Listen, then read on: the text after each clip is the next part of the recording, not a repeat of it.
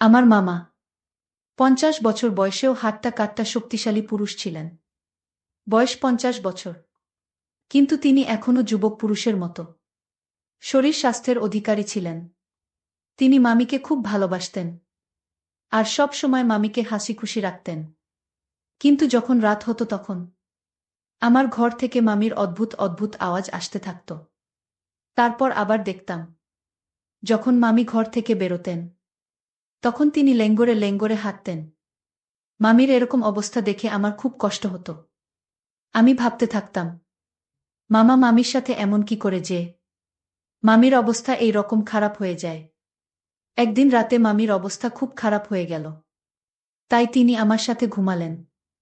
সেই দিন রাতে মামি আমাকে অসুস্থ অবস্থায় আস্তে আস্তে বললেন, বৌমা তুমি তোমার মামাকে রাতে 1 গ্লাস গরুর দুধ দিয়ে এসো। কিছু সময় পরে যখন মামি ঘুমিয়ে গেলেন তখন আমি মামির শাড়ি পরে ঘোমটা টেনে মামাকে 1 গ্লাস গরুর দুধ দিতে চলে গেলাম। যখন আমি দুধের গ্লাস রেখে পিছন দিকে ঘুরলাম তখনই মামা আমাকে মামি মনে করে তার দিকে টেনে নিলেন। এরপরে মামা আমাকে মামি ভেবে সারারাত আমার সাথে যা করলেন তা শুনলে বন্ধুরা তোমাদের মাথা ঘুরে যাবে। তাহলে চলুন বন্ধুরা, গল্পটি শুরু করি। গল্পটি শুরু করার আগে বন্ধুরা, তোমাদের নিকট আমার বিশেষ অনুরোধ, দয়া করে তোমরা আমার চ্যানেলটি সাবস্ক্রাইব করে আমাকে সাপোর্ট করবা। আমার নাম অন্তরা। আমি একটা গরিব পরিবারের মেয়ে। আমার বাবা অনেক কষ্টে আমাদের মানুষ করেছেন। আমি দেখতে খুবই সুন্দরী, আর এখন আমার বয়স 18 বছর। আমি আমার বাবা মায়ের দ্বিতীয় সন্তান। আমার বড় দাদা সমীর আর আমি মা বাবার সাথে খুবই হাসি খুশি জীবন কাটাচ্ছিলাম। 1 বছর আগে আমার দাদার বিয়ে হয়েছে। দাদার বিয়েতে আমি খুব আনন্দ করেছি। দাদার বিয়ের পরে আমার যে বৌদি হয়ে এসেছে সে খুবই ভালো। বৌদি আমাকে খুবই ভালোবাসত। এই কারণে আমার বাবা মাও খুব খুশি। আমরা সবাই বৌদিকেও খুব ভালোবাসতাম, আর আমার দাদাও বৌদিকে খুব ভালোবাসত। আমার দাদা শহরের একটা অফিসে কাজ করত। সে যখন অফিস থেকে বাড়ি আসত তখন আমাদের সবার জন্য কিছু না কিছু খাবার জিনিস অবশ্যই নিয়ে আসত। এসব কারণে আমি খুব খুশি ছিলাম। আমি মনে মনে এটাই ভাবতাম যে ভগবান যেন এরকম দাদা সবাইকে দেন। আমার বাবা মাও দাদাকে নিয়ে খুব গর্বিত ছিলেন, কেননা দাদা বাবা মায়ের খুব খেয়াল রাখত। যখন আমি উচ্চ মাধ্যমিক পাশ করলাম তখন আমার বাবা মা আমাকে বিয়ে দেওয়ার জন্য ছেলে খুঁজতে শুরু করলেন। কিছুদিন এদিক সেদিক খোঁজ নেওয়ার পরেই একটা ভালো ছেলের খবর আমার বাবা জানতে পারেন। বাবা যখন সেই ছেলের সম্বন্ধে খোঁজখবর নিলেন তখন তিনি জানতে পারলেন যে ছেলে খুবই ভালো। ছেলের নাম উত্তম কুমার, কিন্তু ওর বাবা মা জীবিত নেই। ওর মামা মামি ওকে নিজের ছেলের মতো করে মানুষ করেছেন। ছেলে খুবই ভদ্র, আর ওর কোনো বদ অভ্যাস নেই। আমি যখন আমার বিয়ের কথা শুনলাম তখন আমার মনে বিভিন্ন রকমের স্বপ্ন আসতে লাগল। বিয়ের পরে কি হবে, আমি সেসব স্বপ্ন দেখতে লাগলাম। আমি উচ্চ মাধ্যমিক পাশ যুবতী, এই কারণে একটা ছেলে আর একটা মেয়ের মধ্যে বিয়ের পরে কি হয় সেই ভাবনা খুব ভালোভাবেই বুঝতে পারতাম। বাবা ভাবলেন পরিবার যখন ভালো তখন দেরি করা উচিত না। এই কারণে বাবা তাড়াতাড়ি করে আমার বিয়ের দিন ঠিক করে দিলেন। 10 দিন পরেই লগ্ন দেখে আমার বিয়ে ঠিক করে দেওয়া হলো। আমার বাবা আর দাদা বিয়ের জোগাড় যন্ত্র করতে ব্যস্ত হয়ে পড়লেন। এভাবেই দেখতে দেখতে 10 দিন পার হয়ে গেল। আজকে আমার বিয়ে বরযাত্রী আসার পরে খুব ধুমধাম করে শান্তিপূর্ণভাবে বিয়ে হয়ে গেল। আর বিয়ের পরে আমি আমার শ্বশুরবাড়িতে এসে গেলাম।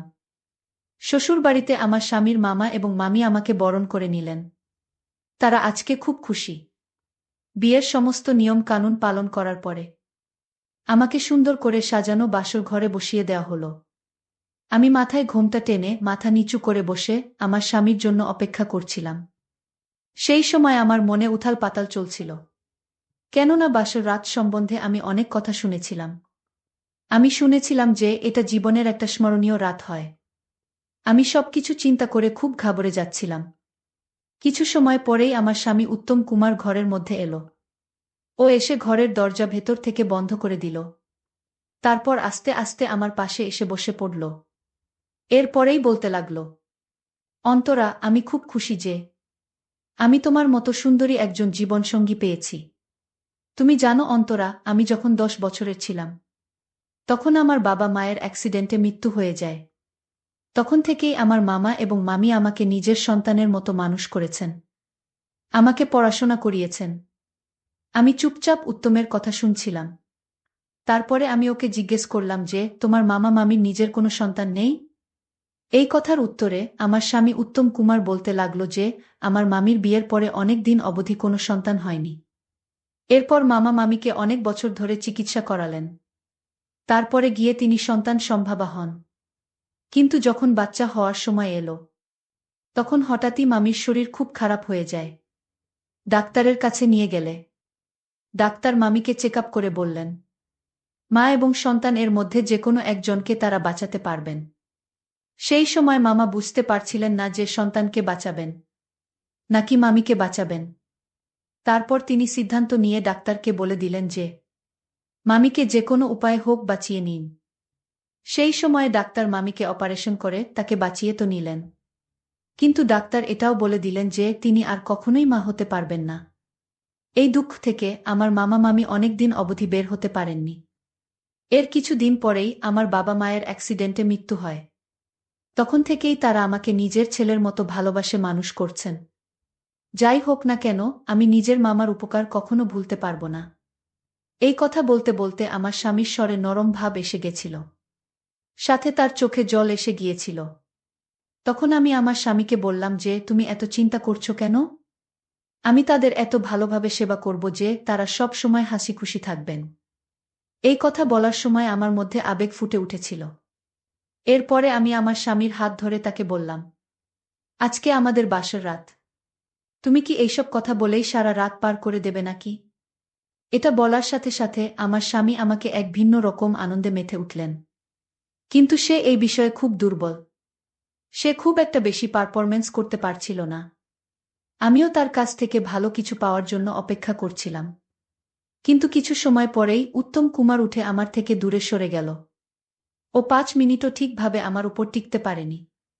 এই সব দেখে আমি ভিতরে ভিতরে বলতে লাগলাম, আমি এই রাতের জন্য কত স্বপ্ন দেখেছিলাম, আর কত স্বপ্ন নিজের মনে সাজিয়ে রেখেছিলাম।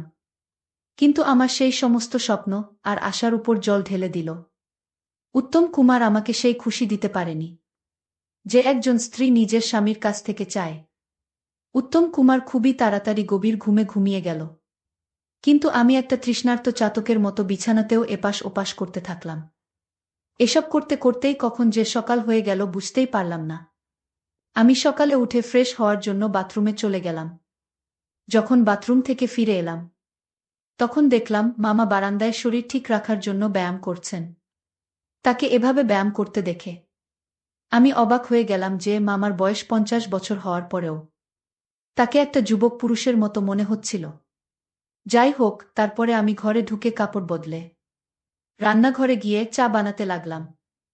কিছু সময় পরে যখন আমি চা বানিয়ে মামাকে দিতে এলাম, তখন মামা আমাকে জিজ্ঞেস করতে লাগলেন যে, বৌমা, তোমার মামি কোথায় গেছে? তাকে তো কোথাও দেখতে পাচ্ছি না। মামার এই প্রশ্নের উত্তরে আমি তাকে বললাম, তিনি রান্নাঘরেই আছেন, আর কিছু কাজ করছেন। কয়েকদিন থেকে আমি লক্ষ্য করে দেখেছি যে মামি যখনই কোথাও যান না কেন, মামা তার পিছনে পিছনে সেখানে পৌঁছে যেতেন, আর মামির সাথে অদ্ভুত খুনসুটি করতে থাকেন। মামি মামাকে বলতেন, আরে এখন তো একটু লজ্জা করো, বাড়িতে নতুন বৌমা এসেছে, যদি সে সব দেখে নেয় তাহলে কি ভাববে বলো তো? তখন মামা বলতে লাগলেন যে, কি আর ভাববে, সমস্ত স্বামী নিজের স্ত্রীর সাথে এই সব করে, বুঝেছ? মামা মামির এই ধরনের কথা শুনে আমার খুবই লজ্জা অনুভব হতো। আমি মনে মনে ভাবতে থাকতাম যে যদি উত্তম কুমার মামার মতো হতো তাহলে খুব ভালো হতো। এভাবেই দেখতে দেখতে ৭ দিন পার হয়ে গেল। এরপর এক রাতে যখন আমি বাথরুমে যাচ্ছিলাম, তখন মামার ঘর থেকে মামির অদ্ভুত অদ্ভুত আওয়াজ শুনতে পেলাম। এরকম আওয়াজ শুনে আমি আমার নিজের উপরে কাবু রাখতে পারছিলাম না। তাই তাদের জানলার কাছে গিয়ে উকি মেরে ভেতরের দৃশ্যটা দেখার চেষ্টা করলাম। ঘরের হালকা আলোতে আমি এমন কিছু দেখলাম যেটা দেখার পরে আমার নিজের উপর কন্ট্রোল করতে পারা খুব মুশকিল হতে হয়ে গিয়েছিল। আমি কোনো রকমভাবে নিজের উপর কন্ট্রোল করে সেখান থেকে নিজের ঘরের মধ্যে চলে এলাম। ঘরে এসে আমি উত্তম কুমারকে উৎসাহিত করতে লাগলাম, কিন্তু ও এত গভীর ঘুমে ছিল যে ওর কোনো কিছুর অনুভবই হচ্ছিল না। তাই বাধ্য হয়ে আমি কোনো রকমভাবে বিছানায় এপাশ ওপাশ করতে করতে ঘুমিয়ে গেলাম। যখন সকাল হলো তখন আমার স্বামী নিজের কাজে যাওয়ার জন্য রেডি হচ্ছিল। আসলে ওর ছুটি শেষ হয়ে গিয়েছিল। আমার স্বামী উত্তম কুমার শহরে বাড়ি ভাড়া নিয়ে সেখানেই থেকে নিজের চাকরি করত। তাই 1 মাস পরপরই বাড়িতে আসতে পারত। আমি রান্নাঘরে গিয়ে ওর জন্য নাস্তা বানালাম। তারপরে ওকে নাস্তা খেতে দিলাম। ও নাস্তা খাওয়ার পর মুখ ধুয়ে শহরের উদ্দেশ্যে বেরিয়ে পড়লেন। আর আমি নিজে উদাস চেহারা নিয়ে নিজের ঘরে চলে এলাম। কিন্তু সারাদিন আমার মাথার মধ্যে রাতের সেই দৃশ্য ভাসতে লাগল। এখন আমি মনে মনে ভাবতে লাগলাম যে মামি কতটা সৌভাগ্যবতী, যাকে মামা এখনো এতটা ভালোবাসে। আর অন্যদিকে আমার স্বামী, যার ভালোবাসা পাওয়ার জন্য আমি ছটফট করি। জানি না কেন ও এখন অবধি আমাকে একবারও সন্তুষ্ট করতে পারেনি। এইভাবেই আমার দিন কাটতে লাগল। সকালবেলা যখন মামি ঘুম থেকে উঠতেন, তার মুখ থেকে শুধু এই কথাটাই বের হতো যে জানি না আমাকে কবে ছাড়বে। সারাদিন তো জমিতে কাজ করে থাকে, তারপরও রাতের বেলাও আমাকে ছাড়ে না। জানি না ও কোনো দিন ক্লান্ত হবে কিনা। আর এদিকে কাজ করার ফলে বিশেষ স্থানে আমি অনেক ব্যথা অনুভব করছি। মামির মুখ থেকে এই ধরনের কথা শুনে আমি হতবাক হয়ে যেতাম যে মামা মামির সাথে কি এমন করে, যার কারণে মামি এই ধরনের কথা বলতে থাকেন। পরের দিন রাতে আবার মামার ঘর থেকে একই ধরনের আওয়াজ আসতে লাগল। এবার আমি আর নিজেকে থামাতে পারলাম না। আবার সেই জানালার কাছে গিয়ে তাদের ঘরের ভিতরে উঁকি মেরে দেখতে লাগলাম। আবারও সেই একই দৃশ্য আমার চোখের সামনে ফুটে উঠল। এটা দেখে আমার অস্বস্তি হতে শুরু করেছিল। এরপর আমি নিজের পা পিছনে করে নিজের ঘরে ফিরে এলাম। ঘরের মধ্যে এসে আমি এটাই ভাবতে লাগলাম যে যদি এই কথাটা মামা অথবা মামি জানতে পারেন, তাহলে তারা আমার সম্বন্ধে কি ভাববেন। এই সব কথা ভেবে আমি কয়েকদিন সেই সব দেখা বন্ধ করে দিয়েছিলাম। একদিন রাতে মামির শরীর খুব খারাপ ছিল, কিন্তু তিনি নিজের মাথায় হাত দিয়ে বারবার এটাই বলে যাচ্ছিলেন যে আমার শরীর খারাপ। কিন্তু মামার এসব নিয়ে কোনো মাথা ব্যথাই নেই। তার তো শুধু নিজের খুশি পূরণ করা চাই। এরপর মামি আমাকে বললেন, বৌমা, আজকে আমার শরীরটা একদমই ঠিক নেই, তাই আজকে আমি ওই ঘরে কোনো মতেই যাব না। তোমার মামার যেহেতু রাতের বেলা দুধ খাওয়ার অভ্যাস আছে, তাই আজকে তুমি তাকে দুধ দিয়ে এসো। মামির মুখ থেকে এই কথা শুনেই রাতের সেই দৃশ্য আমার চোখের সামনে ভাসতে লাগল। এরপরে মামি অন্য ঘরে গিয়ে ঘুমিয়ে পড়লেন, আর আমি দুধের গ্লাস নিয়ে মামার ঘরের দিকে গেলাম। সেই সময় মামা নিজের ঘরে হালকা আলো জ্বেলে বিছানায় শুয়েছিলেন। যখন আমি দুধের গ্লাস নিয়ে দরজার কাছে পৌঁছালাম, তখন আমার মনে অনেক রকম চিন্তা আসতে লাগল। তাই আমি নিজের শাড়ির আঁচল মাথার উপর দিয়ে বড় করে ঘোমটা টেনে নিলাম, কেননা মামিও সব সময় এই রকম ঘোমটা টেনে রাখতেন। সেই সময় আমি নিজের চেহারা পুরো মামির মতো করে নিয়ে ঘরের মধ্যে চলে এলাম। ভিতরের দৃশ্য খুবই ভয়ানক ছিল। আমি তাড়াতাড়ি করে দুধের গ্লাস রেখে যখন ফিরে আসতে শুরু করলাম, তখনই মামা পিছন থেকে টান মেরে আমাকে তার দিকে নিতে চাইলেন। আমি তাড়াতাড়ি করে নিজের মুখ ঢেকে নিলাম, যাতে তিনি আমার মুখ দেখতে না পান। এরপর তিনি আমার সাথে সেই রকম ব্যবহার করতে লাগলেন, যেমনটা তিনি মামির সাথে করতেন। এই সময় আমিও নিজের উপর কন্ট্রোল করতে পারিনি। আর তারপরে মামা আমার সাথে এমনটাই করল যেমনটা মামির সাথে করল। এরপরে যখন তিনি ক্লান্ত হয়ে ঘুমিয়ে গেলেন, তখন আমি সেখান থেকে উঠে নিজের ঘরে চলে এলাম। আজকে আমি খুব খুশি। ঘরে বসে বসে এটাই ভাবছিলাম যে মামির অবস্থা কেন এরকম থাকে। সেই আইডিয়া আজকে আমি পেয়ে গেছি। এরপরে আমি বিছানায় শুয়ে ঘুমিয়ে গেলাম। কখন যে আমি গভীর ঘুমে ঘুমিয়ে গেলাম জানতেই পারলাম না। যখন সকালে আমার চোখ খুলল, তখন আমার খুব ফ্রেশ অনুভব হচ্ছিল। রাতের বেলা যে খুশি আমি পেয়েছিলাম, তার তো কোনো ঠিকানাই ছিল না। এরপর আমি বিছানা ছেড়ে ফ্রেশ হওয়ার জন্য বাথরুমে চলে গেলাম। কিছু সময় পর বাইরে বেরিয়ে নিজের ঘরে গিয়ে সাজগোজ করলাম। তারপরে মামির কাছে গিয়ে দেখলাম যে তার শরীরে এখনো খুব জ্বর। আমি কাপড় দিয়ে যখন তার কপাল মুছতে লাগলাম, তখনই মামা এখানে এসে গেলেন আর জিজ্ঞেস করতে লাগলেন যে, বৌমা, এখন তোমার মামির শরীর কেমন আছে? আমি তার প্রশ্নের উত্তরে বললাম, এখন সব ঠিক আছে। জ্বর কিছুটা কমেছে। কথা বলতে বলতেই সেই সময় আমি অনুভব করলাম যে মামা আমাকে গভীরভাবে দেখতে চাচ্ছিলেন। এর আগে তিনি কখনোই এরকম গভীরভাবে আমার দিকে তাকিয়ে দেখেননি। এখন আমার মনে হতে লাগলো যে তিনি রাতের ব্যাপারটা জানতে পেরে যাননি তো, যে মামির জায়গায় আমি ছিলাম। এই সব কিছু চিন্তা করে আমি একদমই ঘাবড়ে গিয়েছিলাম। আমার মনে হতে লাগলো যে এই কথাটা যদি মামি জানতে পেরে যায়, তাহলে না জানি তিনি আমার ব্যাপারে কি ভাবেন। সারাদিন পার হয়ে যখন রাত হলো, তখন আবার আমাকে মামি বলতে লাগলেন যে বৌমা, আজকেও আমার শরীর পুরো ঠিক হয়নি। আর যতক্ষণ অবধি না আমার শরীর পুরো ঠিক হচ্ছে, ততদিন অবধি আমি তোমার মামার কাছে যাব না। যদি আমি এই অবস্থায় তোমার মামার কাছে যাই, তাহলে আমার শরীর আরও বেশি খারাপ হয়ে যাবে। এই কারণে তুমি তোমার মামাকে এত গ্লাস গরুর দুধ দিয়ে এসো। না হলে তোমার মামা আমাকে খুঁজতে খুঁজতে এখানে অবধি এসে আসবে। মামির এই কথা শুনে তো আমার যেন খুশির ঠিকানা রইল না। আমি আবারও ভাবতে লাগলাম যে আজকে মামা আমার সাথে কি করবে। রাতের বেলা যখন মামি ঘুমিয়ে পড়লেন, তখন আমি আবারও দুধের গ্লাস নিয়ে মামার ঘরের মধ্যে চলে গেলাম। আমি যখনই দুধের গ্লাস রেখে পিছন দিকে ফিরলাম, তখন মামা আবারও আমার সাথে এক ভিন্ন রকম আচরণ করতে শুরু করলেন। আর বলতে লাগলেন যে কি হলো বৌমা, এভাবে চলে যাচ্ছ কেন? মামার মুখ থেকে এই কথা শুনে তো আমি একদমই ঘাবড়ে গেলাম। আমি ভাবলাম যে হয়তো এখন আমার সাথে অসম্ভব কিছু হতে যাচ্ছে। কিন্তু মামা বলতে লাগলেন, আমি জানি যে কালকে রাতে তোমার মামির জায়গায় তুমি ছিলে। তখন আমি মামাকে বললাম যে যদি আপনি জানতেন যে আমি ছিলাম, তাহলে আমাকে কিছু বলেননি কেন? এ কথার উত্তরে মামা বলতে লাগলেন যে বৌমা, আমি জানি যে তুমি উত্তমের সাথে খুশি নও, যদিও তুমি আমাকে এই কথা বলনি। কিন্তু তোমার কষ্টকে আমি খুব ভালোভাবে অনুভব করতে পারি। দেখো মা, তুমি এসব নিয়ে একদম চিন্তা করো না। আমি এমন ব্যবস্থা করে নিয়েছি যে তুমি তোমার কোনো সমস্যা হবে না। মামার মুখ থেকে এরকম কথা শুনে আমি চিন্তামুক্ত হয়ে গেলাম। কিন্তু আমার মনে এখনো কিছুটা ভয় ছিল যে যদি এই কথাটা আমার স্বামী উত্তম কুমার জানতে পেরে যায়, তাহলে আমার অবস্থা কি হবে। কিন্তু এই সময়ে আমি এই সব চিন্তা এক সাইডে রাখলাম। আর মামার সাথে আমি সব কিছু ভুলে আনন্দ করতে লাগলাম।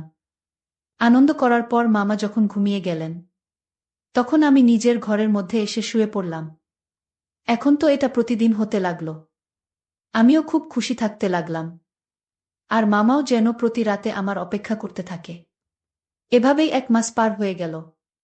তারপর একদিন হঠাৎই আমার স্বামী উত্তম কুমার বাড়িতে চলে এলো। সেদিন আমি খুব খুশি ছিলাম। যখন রাত হলো, তখন সবাই খাবার খাওয়ার পরে নিজ নিজ ঘরে চলে গেল। আমিও আমার স্বামীর সাথে নিজের ঘরে চলে এসেছিলাম। সেই রাতে আমার অনুভব হলো উত্তম এখন আগের থেকে অনেক ভালো হয়েছে, কিন্তু ততটাও বেশি না। তারপরে ও ক্লান্ত হয়ে গভীর ঘুমে ঘুমিয়ে গেল। ওকে এভাবে গভীরভাবে ঘুমোতে দেখে আমার ভেতরে ভেতরে আগুন জ্বলতে লাগল। তখন একবার ভাবলাম যে আমি মামার কাছে চলে যাই। কিন্তু উত্তম কুমার বাড়িতে আসার কারণে আমি কোনো রকমে নিজেই নিজেকে বুঝিয়ে শুনিয়ে ঘুমিয়ে গেলাম। যখন সকাল হলো, তখন উত্তম কুমার বলল, আমি 15 দিনের জন্য শহরে যাচ্ছি। 15 দিন পরে অফিস থেকে ছুটি নিয়ে আবার ফিরে আসব। উত্তমের মুখ থেকে এই কথা শুনে তো আমি খুব খুশি হয়ে গেলাম। এরপরে আমি সারা দিন ধরে রাতের সেই ব্যাপারে ভাবতে লাগলাম। সেই দিন যেন পার হচ্ছিল না। অনেক কষ্টে যখন রাত হলো, মামি ঘুমিয়ে গেলেন, তখন আমি আবারও মামার ঘরের মধ্যে চলে গেলাম। সেই রাতে আমি গিয়ে দেখলাম যে মামা খুব অধীর আগ্রহে অপেক্ষা করছিলেন। এরপর আমার যাওয়ার সাথে সাথে তিনি শুরু করে দিলেন। সেই রাতে আমি পুরোদমে সন্তুষ্ট হয়ে গিয়েছিলাম। আর আমি খুব বেশি খুশি হচ্ছিলাম। এভাবেই আমার দিন কাটতে লাগল। 15 দিন পরে যখন আমি বাড়ির কাজে ব্যস্ত ছিলাম, তখন আমার স্বামী উত্তম কুমার বাড়িতে ফিরে এলো। ওকে দেখে আমার মন খারাপ হয়ে গেল। তাই আমি ওকে জিজ্ঞেস করতে লাগলাম যে কি হলো, তুমি এত তাড়াতাড়ি ফিরে এলে যে? ও আমার কাছে খুব খুশি হয়ে বলতে লাগলো যে অন্তরা, এখন থেকে আমি বাড়ি থেকেই আমার ডিউটি করব। কেননা আমি আর তোমাকে বেশি কষ্ট দিতে চাই না। ওর মুখ থেকে এই ধরনের কথা শুনে তো আমি খুব চিন্তায় পড়ে গেলাম যে উত্তম কুমার আমাকে এই ধরনের কথা বলছে কেন। এরপরে উত্তম কুমার আবার বলতে লাগল, অন্তরা, সত্যিই তুমি খুব ভালো একজন স্ত্রী। তুমি খুব ধৈর্যশীল। আমি খুব ভাগ্যবান যে তোমার মতো এত ভালো স্ত্রী পেয়েছি। কেননা যখন কোনো মেয়ে নিজের স্বামীর কাছ থেকে সন্তুষ্টি পায় না, তখন সে পর পুরুষের খোঁজ করতে থাকে। কিন্তু আমার এরকম অবস্থা সত্ত্বেও তুমি এরকম কিছুই করনি। তুমি আমার বিশ্বাসের মর্যাদা রেখেছ। এটাই আমার জন্য খুব গর্বের ব্যাপার। স্বামীর মুখে নিজের সম্বন্ধে এই ধরনের কথা শুনে আমি নিজেই নিজেকে মনে মনে গালি দিতে লাগলাম। আমি ভাবতে লাগলাম যে আমার স্বামী আমার উপর কতটা ভরসা করেছিল। কিন্তু আমি তার পিছনে কি সব করে যাচ্ছিলাম। এত ভালো স্বামীকে ধোঁকা দিয়েছি। এই সময় আমার নিজেরই নিজ থেকে ঘৃণা হতে শুরু করেছিল।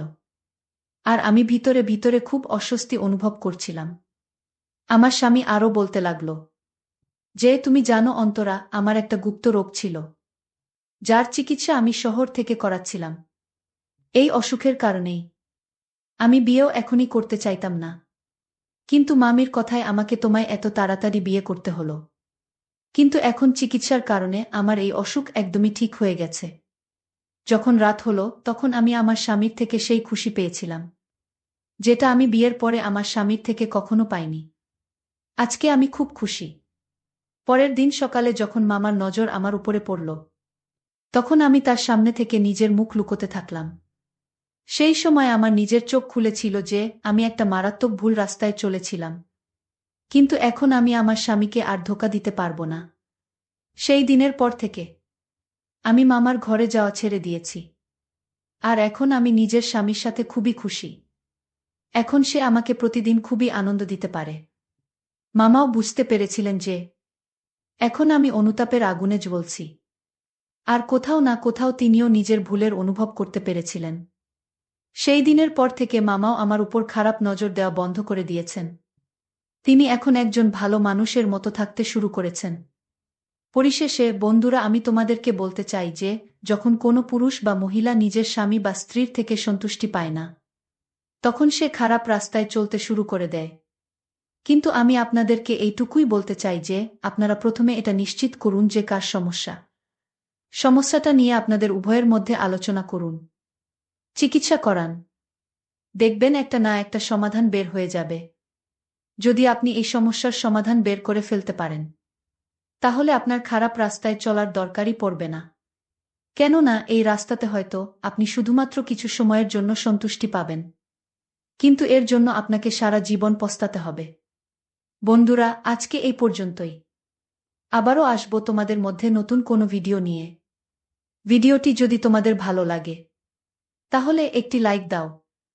আর তোমরা যদি এইরকম ধরনের ইন্টারেস্টিং ভিডিও পেতে চাও, তাহলে দয়া করে আমার চ্যানেলটি সাবস্ক্রাইব করো।